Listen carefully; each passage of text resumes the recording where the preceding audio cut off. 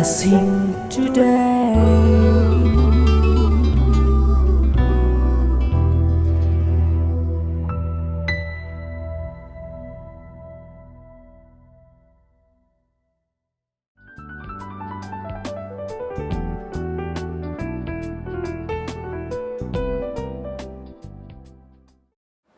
Welcome to blessing today.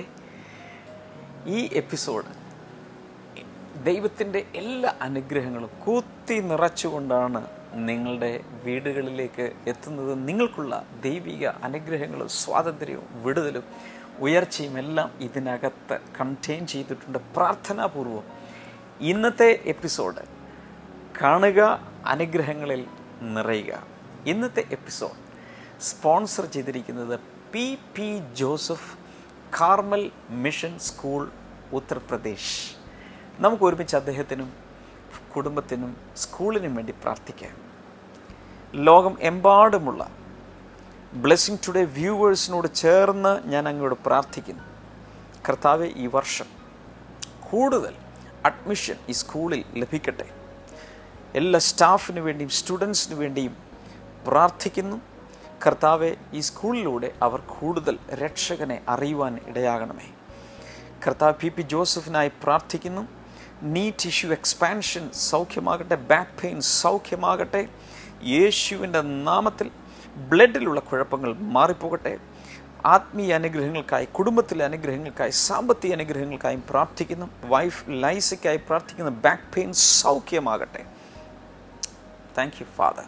അവർ ആഗ്രഹിക്കുന്ന പോലെ കേരളത്തിൽ കർത്താവെ ഒരു വീടും സ്ഥലവും ലഭിക്കേണ്ടതിനായി പ്രാർത്ഥിച്ച് അനുഗ്രഹിക്കുന്നു. മകൾ ഡോണയ്ക്കായി പ്രാർത്ഥിക്കുന്നു. MBBS അഡ്മിഷൻ അവൾക്ക് ലഭിക്കട്ടെ. സാമ്പത്തിക അനുഗ്രഹങ്ങൾ കർത്താവെ തുറന്ന് ലഭിക്കേണ്ടതിനായി പ്രാർത്ഥിക്കുന്നു. ക്രിസ്റ്റിന എന്ന മകൾക്കായി പ്രാർത്ഥിക്കുന്നു. തൻ്റെ സ്റ്റഡീസിനായി, ഫ്യൂച്ചറിനായി പ്രാർത്ഥിക്കുന്നു. ഈ കുടുംബത്തെ മുഴുവനും കർത്താവ് അങ്ങയുടെ കൈകളിൽ ഏൽപ്പിച്ച് അനുഗ്രഹിക്കുന്നു. കർത്താവ് അങ്ങനെ ചെയ്തതിനായി നന്ദി. യേശുവിൻ്റെ നാമത്തിൽ തന്നെ ആമേൻ. Thank you P.P. Joseph for sponsoring today's episode. വലിയ അനുഗ്രഹങ്ങളാൽ കർത്താവ് തുടർന്നും നിറയ്ക്കട്ടെ. ഇനി നമുക്ക് ഇന്നത്തെ സന്ദേശത്തിലേക്ക് പോകാം. ഇന്നലെ കേട്ട സന്ദേശത്തിൻ്റെ തുടർച്ചയാണ് ഇന്ന് നിങ്ങൾ കേൾക്കാൻ പോകുന്നത്. നോട്ട്സ് കുറിച്ചെടുക്കുക. അതിനോടൊപ്പം ദൈവിക അഭിഷേകത്തിൽ നിറയുക, ദൈവിക സാന്നിധ്യത്തിൽ നിറയുക. ഈ വചനം കേട്ടുകൊണ്ടിരിക്കുമ്പോഴും നിങ്ങൾക്ക് സൗഖ്യമാകാൻ കഴിയും, വിടുതലുകൾ സ്വീകരിക്കാൻ കഴിയും.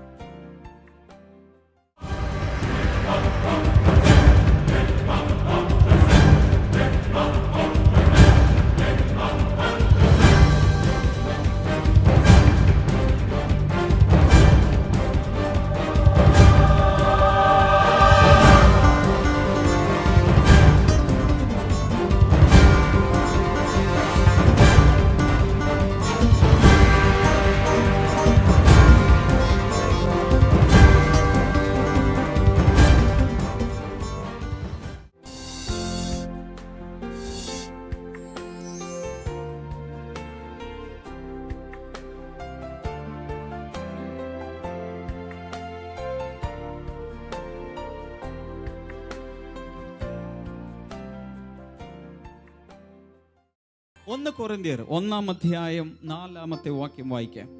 1 കൊരിന്ത്യർ 1:4 വാക്യത്തിൽ നമുക്ക് ദൈവം നൽകുന്ന മറ്റൊന്നാണ് ദൈവത്തിൻ്റെ കൃപ. ചേർന്ന് പറയാം, ദൈവത്തിൻ്റെ കൃപ.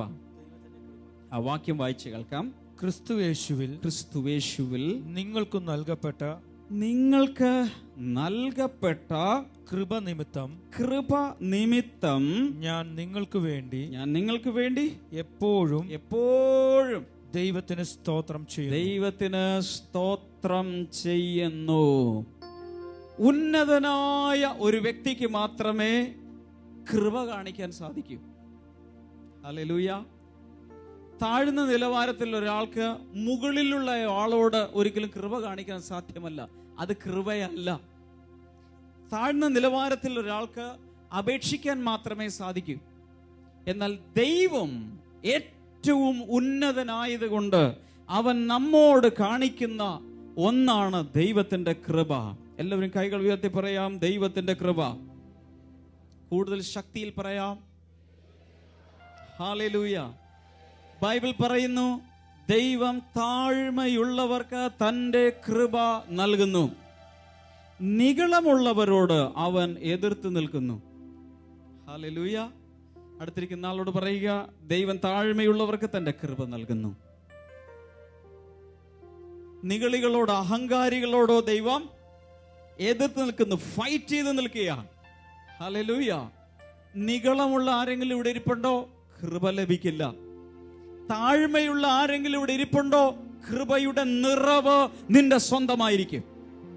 യേശുവിന്റെ അമ്മ മറിയയ്ക്ക് ലഭിച്ചത് അവളുടെ താഴ്മയെ ദൈവം കണ്ടപ്പോൾ ദൂതൻ ഇറങ്ങി നിന്നിട്ട് പറഞ്ഞ, കൃപ ലഭിച്ചവളെ നിനക്ക് വന്ദനം. എന്തുകൊണ്ട്? അവളുടെ താഴ്മ ദൈവം കണ്ടു. ഇപ്പോഴൊന്ന് പ്രാർത്ഥിച്ച, താഴ്മയുള്ള ഒരു ഹൃദയം എൻ്റെ അകത്ത് സൃഷ്ടിക്കണമേ. വലിയ വായിലങ്ങ് പ്രാർത്ഥിച്ചോ. ശ്വാസം കിട്ടാതിരിക്കുമ്പോൾ ശ്വാസത്തിന് വേണ്ടി തത്രപ്പെടുന്ന അത്രയും വാഞ്ചയോടുകൂടി പറഞ്ഞാൽ, എൻ്റെ കർത്താവേ, എൻ്റെ അകത്ത് താഴ്മയുള്ളൊരു ഹൃദയം സൃഷ്ടിക്കണമേ.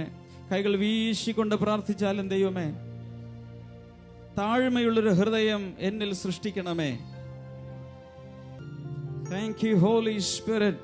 രണ്ട് കൈകളും നെഞ്ചിലേക്ക് ചേർത്ത് വെച്ചൊന്ന് പ്രാർത്ഥിക്കാൻ തുടങ്ങാം. കർത്താവേ, എൻ്റെ അകത്ത് താഴ്മയുള്ള ഒരു ഹൃദയം നൽകണമേ. യേശു കർത്താവ് ഒരിക്കൽ ഇങ്ങനെയാണ് പറഞ്ഞത്, ഞാൻ സൗമ്യതയും താഴ്മയുമുള്ളവനാകയാൽ എന്നോട് കേട്ട് പഠിക്കുവിൻ. യേശുവിൻ്റെ താഴ്മ നമുക്ക് ധരിക്കാം, യേശുവിൻ്റെ താഴ്മ നമുക്ക് സ്വീകരിക്കാം. Hallelujah, hallelujah. ഞാൻ എല്ലായ്പ്പോഴും പ്രാർത്ഥിക്കുന്ന പ്രാർത്ഥനയാണ്, ജീവിതകാലം മുഴുവൻ താഴ്മയോടെ ജീവിക്കുവാൻ. പ്രവാചക പുസ്തകത്തിൽ നമ്മൾ, മീഖ പ്രവചനത്തിലൊക്കെ നമ്മൾ വായിക്കുന്നത്, മനുഷ്യ, ന്യായം പ്രവർത്തിക്കുവാനും നിന്റെ ദൈവത്തിന്റെ സന്നിധിയിൽ താഴ്മയോടെ നടക്കുവാനുമല്ലയോ ദൈവം നിന്നോട് ആവശ്യപ്പെടുന്നത്. ഓരോ മനുഷ്യനോടും ദൈവം ആവശ്യപ്പെടുന്നത്, ഒന്ന്, ന്യായം പ്രവർത്തിക്കുക, രണ്ട്, താഴ്മയോടെ ദൈവസന്നിധിയിൽ നടക്കുക. ഹല്ലേലൂയ. മറ്റുള്ളവരെ നമ്മേക്കാൾ കൂടുതൽ ശ്രേഷ്ഠരെന്ന് എണ്ണുക. വീണ്ടും കൈവച്ച് പ്രാർത്ഥിക്കും, കർത്താവേ, ദൈവസന്നിധിയിൽ താഴ്മയോടെ നടക്കാൻ എന്നെ സഹായിക്കണമേ. വചനം കേൾക്കുമ്പോൾ കുറിച്ചെടുത്താൽ മാത്രം പോരാ, വാ കൊണ്ട് പറഞ്ഞാൽ മാത്രം പോരാ, അപ്പോൾ തന്നെ ആ അനുഗ്രഹത്തെ കൈ നീട്ടി പിടിച്ചെടുക്കുക. കർത്താവേ, എൻ്റെ അകത്ത് താഴ്മയുള്ള ഹൃദയത്തെ അങ്ങ് സൃഷ്ടിക്കണമേ. അഹങ്കാരങ്ങളെല്ലാം ഒടിഞ്ഞ് തകർന്ന് മാറട്ടെ, എല്ലാ കൊമ്പുകളും ഉടഞ്ഞ് മാറട്ടെ.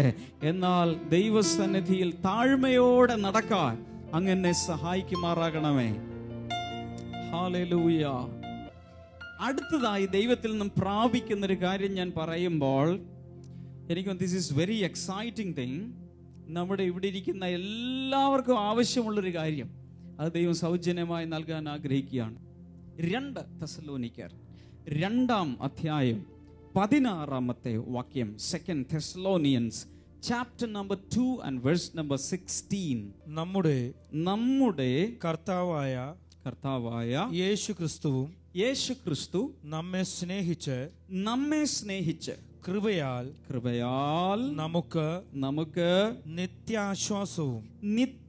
ആശ്വാസവും നല്ല പ്രത്യാശയും നൽകിയിരിക്കുന്നു. അത്രയും മതി. ഇംഗ്ലീഷിൽ ഞാൻ വായിച്ച് കേൾപ്പിക്കാം, എല്ലാവരും ശ്രദ്ധിക്കാം. May our Lord Jesus Christ himself and God our Father, who loved us and by his grace gave us eternal encouragement and good hope. Underline ചെയ്യേണ്ടത് eternal encouragement and good hope. 2 കാര്യങ്ങൾ അവിടെ പറഞ്ഞിട്ടുണ്ട്. നിത്യമായ എൻകറേജ്മെന്റ് എന്ന് പറഞ്ഞാൽ പ്രോത്സാഹനം.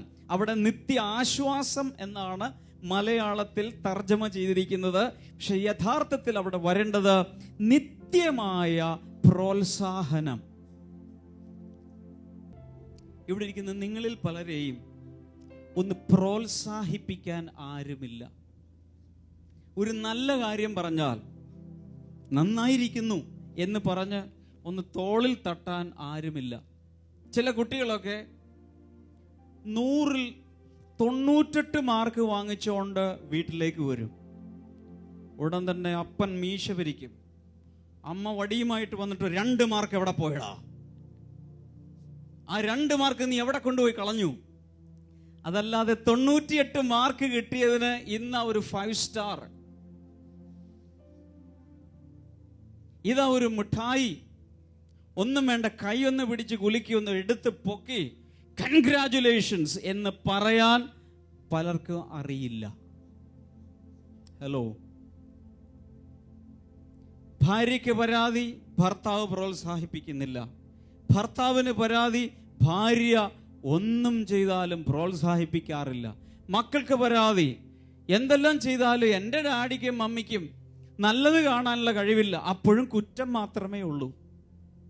എൻ്റെ അപ്പനും അമ്മയ്ക്കും മാർക്ക് മാത്രം മതി, ഞങ്ങളെ വേണ്ട. ബൈബിൾ പറയുന്നു, from God you will receive eternal encouragement. ദൈവത്തിൻ്റെ പ്രത്യേകത, നിത്യമായ ഒരു പ്രോത്സാഹനം ദൈവം നമുക്ക് നൽകുകയാണ്. യേശു കർത്താവ് ഇങ്ങനെ പറഞ്ഞു, ചതഞ്ഞ ഓടയെ അവൻ ഒടിച്ചു കളയുകയില്ല, പുകയുന്ന തിരിയെ അവൻ കെടുത്തിക്കളയുകയില്ല. അല്പമെങ്കിലും എന്തെങ്കിലും നിനക്കുണ്ടെങ്കിൽ തള്ളിക്കളയുന്നവനല്ല ദൈവം, പ്രോത്സാഹിപ്പിച്ച് ഉത്സാഹിപ്പിച്ച് നിന്നെ പുറത്തേക്ക് കൊണ്ടുവരുന്നവനാ ദൈവം. ഹല്ലേലൂയ. വെളിപ്പാട് പുസ്തകം വായിച്ചു നോക്കണം. 2-ാം അധ്യായത്തിലും 3-ാം അധ്യായത്തിലും യേശു കർത്താവ് സഭകൾക്ക് കത്തെഴുതുകയാണ്. ആരാ എഴുതുന്നത്? യേശു കത്തെഴുതുകയാണ് സഭകൾക്ക്. യേശു പറഞ്ഞു കൊടുത്തു, ഡിക്റ്റേറ്റ് ചെയ്തു കൊടുത്തു. യോഹന്നാനോട് എഴുതിക്കൊള്ളാൻ പറഞ്ഞു. ഓരോ സഭകളിലും എഴുതുമ്പോൾ ആ സഭയിലുള്ള നല്ല കാര്യങ്ങൾ കാണുമ്പോൾ യേശു അതിനെ പ്രശംസിക്കും. കറക്റ്റ് ചെയ്യേണ്ട സ്ഥലമുണ്ടെങ്കിൽ യേശു പറയുന്നത്, ഇന്ന സ്ഥലത്ത് കുഴപ്പമുണ്ട്, കറക്റ്റ് ചെയ്തു, ഇല്ലെങ്കിൽ ഞാൻ എന്നെ ശരിയാക്കി കളയും.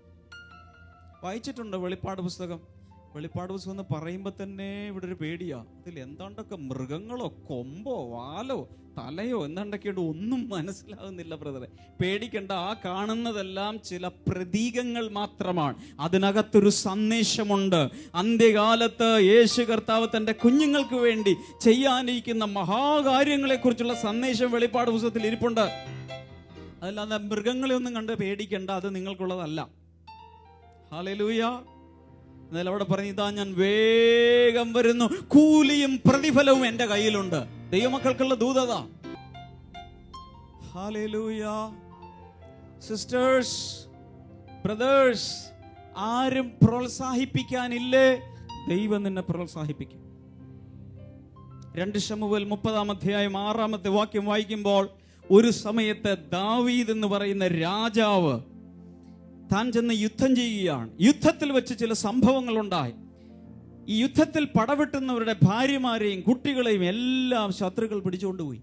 അവസാനം ദാവീദും കുറെ പടയാളികൾ അവശേഷിച്ചു.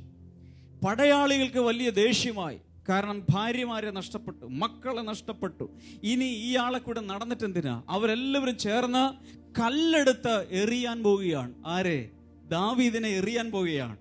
ആ സമയത്ത് സ്വന്തം ഭാര്യയോ മക്കളോ സേവകരോ ആരും തന്നെ പ്രോത്സാഹിപ്പിക്കാനില്ലാത്തപ്പോൾ ബൈബിൾ പറയുന്നു, ദാവീദോ തൻ്റെ ദൈവമായ കർത്താവിൽ തന്നെത്താൻ ബലപ്പെട്ടു. ഇംഗ്ലീഷിൽ പറഞ്ഞിരിക്കുന്ന, David strengthened himself in the Lord.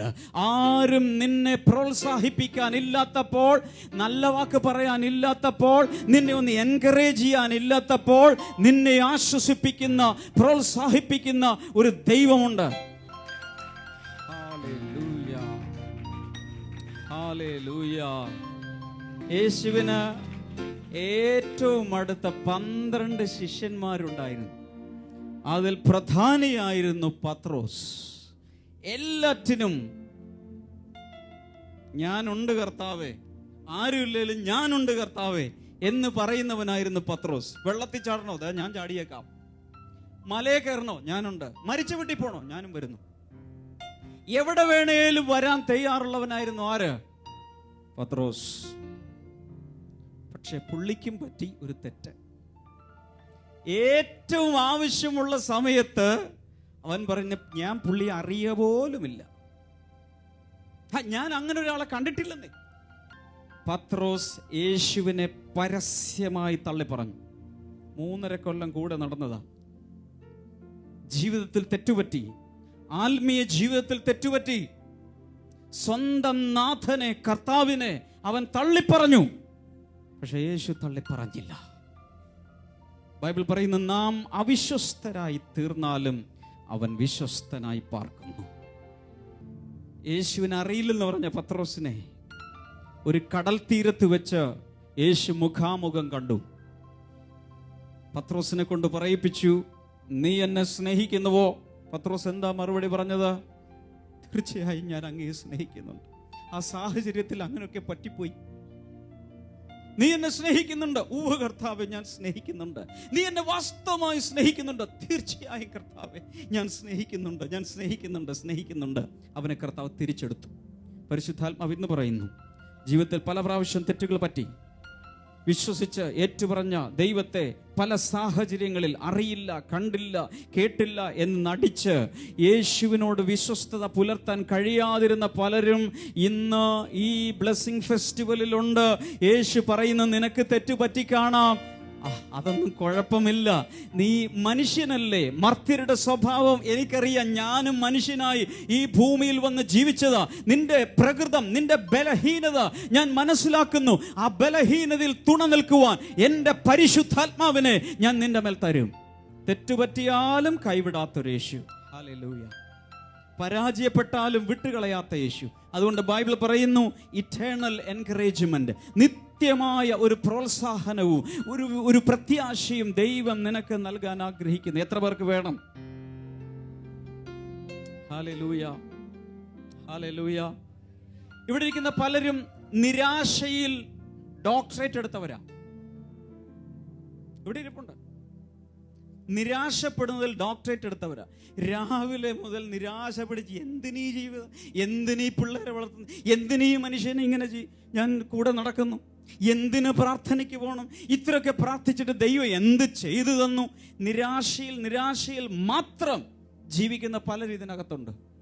കർത്താവ് പറയുന്ന, നിരാശയുടെ പുതപ്പ് കർത്താവ് വലിച്ചു കീറി പ്രത്യാശയുടെ മേൽവസ്ത്രം ധരിപ്പിച്ച്, നിന്റെ ജീവിതത്തിൽ സ്തുതിയുടെ മേലാട ധരിപ്പിച്ച്, ആത്മാവിൽ നിറച്ച ഇറ്റേണൽ എൻകറേജ്മെന്റോടുകൂടെ, ഹല്ലേലൂയ, ഹല്ലേലൂയ, വിഷണ്ണ മനസ്സിനു പകരം സ്തുതിയുടെ മേലാട അണിയിക്കുവാ.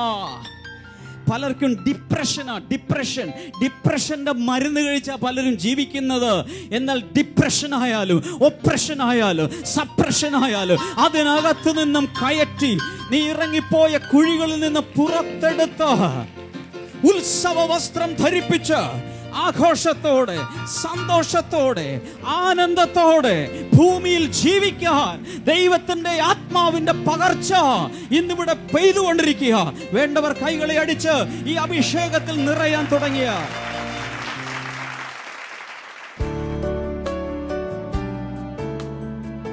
സിസ്റ്ററിന്റെ പേര് സൂസൻ ജോൺ.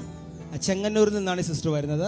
തന്റെ ഹസ്ബൻഡ് മസ്കറ്റിൽ നിന്ന് വിളിച്ചു പറഞ്ഞിട്ടാണ് ഈ സഹോദരി കഴിഞ്ഞ 1 മാസമായിട്ട് ബ്ലെസ്സിങ്ങിലൂടെ കാണാൻ തുടങ്ങിയത്. ഓക്കെ. ആ സമയത്ത് മസ്കറ്റിലിരുന്ന് ഭർത്താവ് ഇത് കാണുന്നുണ്ട്. ഓക്കെ. അപ്പൊ ആന്റി കണ്ടിട്ടുണ്ടായിരുന്നില്ല. നാണക്കേടായി. നാട്ടിലുള്ളവർ കാണാതെ വിദേശത്തുള്ളവർ കാണുന്നു. ഓക്കെ. എന്നാൽ 3 മാസങ്ങൾക്ക് മുമ്പ് ഈ സഹോദരിക്ക് ചിക്കുൻഗുനിയ വന്നത് മൂലം കാലിന് വളരെ കഠിനമായ വേദനയായിരുന്നു. എഴുന്നേറ്റ് നടക്കുവാൻ കഴിഞ്ഞിരുന്നില്ല. ആദ്യമായിട്ട് കണ്ട ദിവസം തന്നെ തനിക്ക് അല്പം സൗഖ്യം കിട്ടി. ഏന്തി നടക്കാൻ തുടങ്ങി എന്നാണ് സഹോദരി പറയുന്നത്. എന്നാൽ 2ാമത്തെ ദിവസം ബ്രദർ ടിവിയിലൂടെ ഇങ്ങനെ പറഞ്ഞു, സൂസൻ എന്ന് പറയുന്ന സഹോദരിയുടെ കാലിന് വേദനയായിട്ട് നടക്കുവാൻ ബുദ്ധിമുട്ടുള്ള സഹോദരി, ആ സഹോദരി വളരെ സാമ്പത്തിക പ്രശ്നത്തിലൂടെയും കടന്നു പോകുന്നുണ്ട്. ആ സഹോദരിയുടെ കാലിനെ യേശു സൗഖ്യമാക്കുന്നു ബ്രദർ പറഞ്ഞു. ഈ സഹോദരി അത് ഏറ്റെടുത്തു, വിശ്വസിച്ചു. താൻ അന്ന് നടന്നു നോക്കി. പിറ്റേ ദിവസം താൻ പൂർണ്ണ സൗഖ്യം പ്രാപിച്ചു. ഇപ്പോൾ സഹോദരി ഓടി നടക്കുന്നു. എല്ലാം ഞാൻ ചോദിച്ചു, ഇരിക്കുമ്പോൾ ബുദ്ധിമുട്ടുണ്ടോ? ഒരു കുഴപ്പമില്ല, ഇരിക്കാം, എഴുന്നേൽക്കാം, ഒരു കുഴപ്പമില്ല. ഞാൻ ചോദിക്കുന്നു, ചിക്കൻ ഗുനിയ വന്ന ശേഷം എത്ര നാള് ഈ ഇതുപോലെ പ്രയാസം ഉണ്ടായിരുന്നു? ചിക്കൻ ഗുനിയ എനിക്ക് 3-4 വർഷം മുമ്പാണ് വന്നത്. കുറെ നാളായിട്ട് വേദന ഉണ്ടെന്നാൽ ഈ അടുത്തിടയ്ക്ക് ശരിക്കും കാലിന്റെ വെള്ള താഴോട്ട് കുത്താൻ എനിക്ക് വയ്യായിരുന്നു, കാല് കുത്താൻ വയ്യായിരുന്നു. പക്ഷെ ഇങ്ങനെ സൗഖ്യം കിട്ടിക്കഴിഞ്ഞ് ഞാൻ കഴിഞ്ഞ സൺഡേയിൽ ചർച്ചിലോട്ട് നടന്നിങ്ങനെ പോകുമ്പോൾ വീണ്ടും ഏന്തുന്ന പോലെ എനിക്ക് തോന്നി. അപ്പൊ ഞാൻ പെട്ടെന്ന് ഹൃദയത്തിൽ ഇങ്ങനെ പറഞ്ഞു, കർത്താവ് എന്നെ സൗഖ്യമാക്കിയത്, പിന്നെ എങ്ങനെ പെട്ടെന്ന് എന്നെ എങ്ങനെയാ മാറിയെന്ന് എനിക്കറിയത്തില്ല. അന്നോട്ട് എനിക്ക് ഒരു കുഴപ്പവും. വിശ്വാസം പ്രാവർത്തികമാകുമ്പോഴാണ് രോഗസൗഖ്യം നിലനിൽക്കുന്നത്. ഞാൻ അന്ന് ചർച്ചിൽ ചെന്ന് എന്റെ ചർച്ചിലുള്ള സിസ്റ്റേഴ്സിനോടെല്ലാം പറഞ്ഞു, നമ്മുടെ വിശ്വാസമാണ് നമ്മളെ രക്ഷിക്കുന്നത്. വിശ്വാസത്തിന്റെ കുറവാണ് എപ്പോഴും നമ്മളിൽ ഉണ്ടാവുന്ന പാളിച്ചകൾ. നമ്മൾ നമ്മുടെ കർത്താവിൽ പൂർണ്ണമായിട്ട് വിശ്വാസം വെക്കുന്നു, അവിടെ വിടുതൽ നിശ്ചയമാണെന്ന് എനിക്ക് പൂർണ്ണമായിട്ട്. കൈകൾ അടിച്ച് ദൈവത്തെ സ്തുതിച്ചാൽ, കർത്താവേ, ഈ നിന്റെ മകളെ അനുഗ്രഹിക്കുന്ന വിശ്വാസം വർദ്ധിക്കട്ടെ. ഈ സാക്ഷ്യത്തിലൂടെയും അനേകരുടെ വിശ്വാസം വർദ്ധിക്കട്ടെ. ആമേൻ. കർത്താവ്, ഈ സമയത്ത് ഇന്നത്തെ എപ്പിസോഡ് കണ്ടുകൊണ്ടിരിക്കുന്ന, വിവിധ മാധ്യമങ്ങളിലൂടെ കണ്ടുകൊണ്ടിരിക്കുന്നവർ, കർത്താവ് യേശുവിൻ്റെ നാമത്തിൽ വലിയ വിടുതൽ അവർക്ക് ഉണ്ടാകട്ടെ. വളരെ സീരിയസ് ആയിട്ടുള്ള സ്കിൻ ഡിസീസ്, സൊറായസിസ് ആവാം, ശരീരത്തിൽ ചെതുമ്പലുകൾ പോലെ വിണ്ട് കീറുന്ന, വളരെ ഡ്രൈ ആയി രക്തം വരുന്ന, അതുപോലെയൊക്കെയുള്ള സിറ്റുവേഷനിലായിരിക്കുന്ന ചർമ്മ രോഗങ്ങൾ യേശു കർത്താവിൻ്റെ നാമത്തിൽ സൗഖ്യമാകട്ടെ. ഉറങ്ങാൻ പോലും കഴിയാതെ പ്രയാസപ്പെടുന്ന ആസ്മ രോഗികൾ കർത്താവ് യേശുവിൻ്റെ നാമത്തിൽ ഇപ്പോൾ സൗഖ്യമാകട്ടെ. ഗിരിജ എന്ന ഒരു സഹോദരിയെ കർത്താവ് ഈ സമയത്ത് സൗഖ്യമാക്കുന്നു. In the name of Jesus സൗഖ്യമാകട്ടെ. വലിയ വിടുതലുകൾ ഉണ്ടാകട്ടെ. Thank you Jesus, in Jesus name. അതുപോലെ പലവിധ ട്യൂമറുകൾ കർത്താവ് യേശുവിൻ്റെ നാമത്തിൽ മാറിപ്പോട്ടെ. ഹാർട്ടിൻ്റെ വാൽവിൻ്റെ രോഗങ്ങൾ സൗഖ്യമാകട്ടെ. Thank you father. എവിടേക്കോ കൊഴുപ്പ് അടിഞ്ഞുകൂടി അതിനാൽ വന്നിരിക്കുന്ന പ്രയാസങ്ങൾ കർത്താവ് യേശുവിൻ്റെ നാമത്തിൽ ഇപ്പോൾ സൗഖ്യമാകട്ടെ. Thank U Lord. അല്പം പോലും തണുപ്പ് അടിക്കുവാൻ വയ്യാതെ എപ്പോഴും എന്തൊക്കെയോ എക്സ്ട്രാ ചൂട് വസ്ത്രങ്ങളൊക്കെ ധരിച്ച് ഇരിക്കുന്ന ഒരു വ്യക്തിയെ, അത് വളരെ ഓവറാണ്, അല്പം പോലും തണുപ്പ് സഹിക്കാൻ കഴിയാത്ത വ്യക്തികൾ, യേശുവിൻ്റെ നാമത്തിൽ അങ്ങനെയുള്ളവർ ഇപ്പോൾ സൗഖ്യമാകട്ടെ. Thank U Lord. ഒരു ബിസിനസ്സിൽ തുടങ്ങി 2 പ്രാവശ്യം തകർച്ച സംഭവിച്ച ഒരു വ്യക്തിയെ കർത്താവ് ഈ സമയത്ത് അനുഗ്രഹിക്കുന്ന ഞാൻ കാണുന്നു. നിങ്ങൾ പ്രത്യാശ കൈവിടരുത്, വീണ്ടും മുന്നിലേക്ക് തന്നെ പ്രസ് ചെയ്ത് പോവുക. കർത്താവെ, വലിയ വിടുതലുകൾ ഉണ്ടാകട്ടെ. Thank you Jesus. ഒരു അന്യ സംസ്ഥാനത്ത്, കേരളമല്ല പുറത്തൊരു സംസ്ഥാനത്ത് ചെന്ന് സെറ്റിലാകാൻ ശ്രമിച്ചു, പക്ഷേ ഒരു തരത്തിലും പിടിച്ചു നിൽക്കാൻ കഴിയാതെ തിരിച്ച് കേരളത്തിലേക്ക് തന്നെ മടങ്ങിപ്പോരാൻ വേണ്ടി പ്ലാൻ ചെയ്തൊരു ഫാമിലിയെ കർത്താവിനെ കാണിക്കുന്നു. നിങ്ങൾക്ക് ഒരു തരത്തിലും എങ്ങും ഉറക്കാൻ കഴിയുന്നില്ല, എന്ത് ചെയ്യണമെന്നറിയാം. എന്നാൽ അത്ഭുതകരമായി ചില വഴികൾ കർത്താവ് നിങ്ങൾക്ക് വേണ്ടി തുറക്കാൻ പോയി. നിങ്ങൾ തന്നെ അതിശയിക്കും. അതുപോലെ കർത്താവിൻ്റെ ഒരു കരം നിങ്ങളെ കൈകളിലെടുത്ത് താങ്ങി നടത്താൻ പോവുകയാണ്. ആ മനപ്രയാസങ്ങൾ മാറ്റിവെച്ച് യേശുവിൽ വിശ്വസിച്ച് മുന്നേറുക. Thank you Jesus. കർത്താവെ, അങ്ങയുടെ നാമത്തിൽ ജനങ്ങളെ അനുഗ്രഹിക്കുന്നു. എല്ലാ മാരക രോഗങ്ങളും എയ്ഡ്സ് പോലെയുള്ള രോഗങ്ങളും സൗഖ്യമാകട്ടെ. യേശുവിൻ്റെ നാമത്തിൽ അത് സംഭവിക്കട്ടെ. ദൈവിക വിടുതലുകൾക്കായി നന്ദി. തല ചുറ്റി ഇടയ്ക്കിടയ്ക്ക് വീഴുന്നൊരു വ്യക്തിയെ കർത്താവ് ഈ സമയത്ത് വിടുവിക്കുന്നു. Thank you father. എല്ലാവിധ ക്യാൻസറുകളും സൗഖ്യമാകട്ടെ. ലുക്കീമിയ, രക്തത്തിലുള്ള ക്യാൻസർ, യേശുവിൻ്റെ നാമത്തിൽ സൗഖ്യമാകട്ടെ. Thank you father. എല്ലാ മഹത്വവും കർത്താവ് ഞങ്ങൾ അങ്ങേക്ക് അർപ്പിക്കുന്നു. ഇന്ന് ജനത്തെ അനുഗ്രഹിച്ചതിനായി നന്ദി, യേശുവിൻ്റെ നാമത്തിൽ തന്നെ. ആമേൻ. അടുത്ത ആഴ്ചയിൽ അമേസിംഗ് ഗ്രേസ് എന്ന നമ്മുടെ സന്ദേശ പരമ്പര തുടരുകയാണ്. കർത്താവ് ധാരാളമായി അനുഗ്രഹിക്കട്ടെ. God bless you. ബൈബിൾ ന്യൂയിലേക്ക് വീണ്ടും സ്വാഗതം. ഇന്നത്തെ ചോദ്യം ഇതാണ്: യേശു സൗഖ്യമാക്കേണ്ടതിന് രോഗികളെ കിടത്തിയ ചന്ത ഏത് സ്ഥലത്തായിരുന്നു? Where was the marketplace where the sick people had been laid to be healed by Jesus? Options: A. Jerusalem, B. Bethania, C. Gennesaret, D. Akeldama.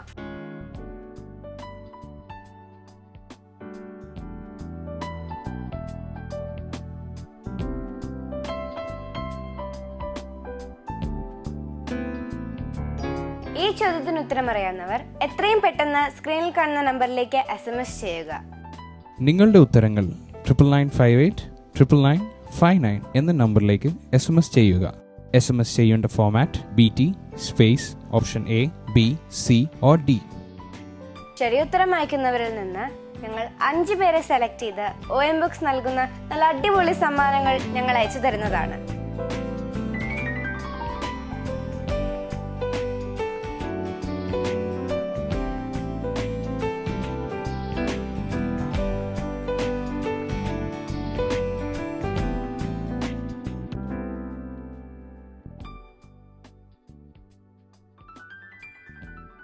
നാളത്തെ ബൈബിൾ ന്യൂവിലൂടെ വീണ്ടും കാണാം.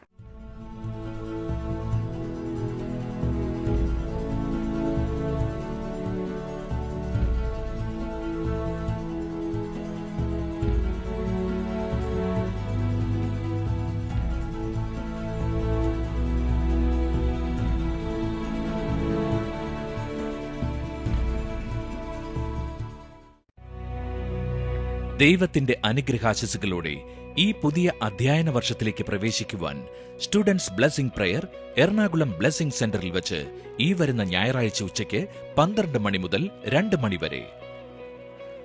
ബ്രദർ ഡാമിയൻ എല്ലാ വിദ്യാർത്ഥികൾക്കുമായി പ്രത്യേകം പ്രാർത്ഥിക്കുന്നു. മറക്കാതെ പങ്കെടുക്കുക, അനുഗ്രഹം പ്രാപിക്കുക. കൂടുതൽ വിവരങ്ങൾക്ക് 0484422211. പ്രാർത്ഥനയ്ക്കും മറ്റു വിവരങ്ങൾക്കുമായി ഇപ്പോൾ തന്നെ വിളിക്കുക 0484 4222 111 0484422211. ഞങ്ങളുടെ വെബ്സൈറ്റുകൾ www.themasterministries.org, www.blessingtoday.tv, ഇമെയിൽ info@blessingtoday.tv. ഞങ്ങളുടെ address blessing today, post box number 2215, Edappally PO, Kerala, India 682024.